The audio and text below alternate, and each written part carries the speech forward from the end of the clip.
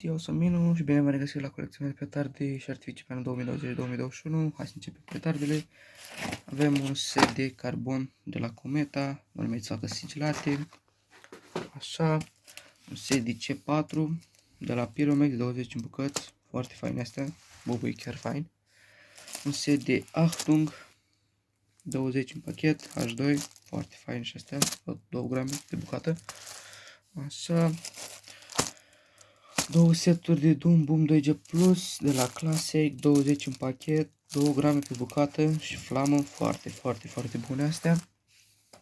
Un set de Killer de la Cometa, n-am mai avut, am zis să încerc și ceva mai nou. Să vedem. O mitralieră, 70 de focuri, 50 de bucăți de la Classic, foarte faine astea. Ca petarde mai avem așa un set de Hammer H1, foarte faine și astea. Un set de Nightwolf de la Triplex, foarte fain arată cutia, nu știu cum bubuie. Am un set de Strubox Scope de la Classic, știți, clasice.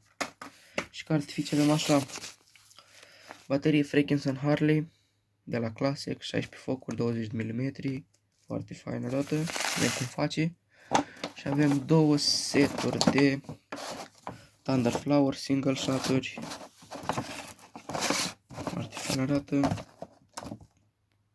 Astea sunt specificațiile, nu stați văzut cum fiecare ce are.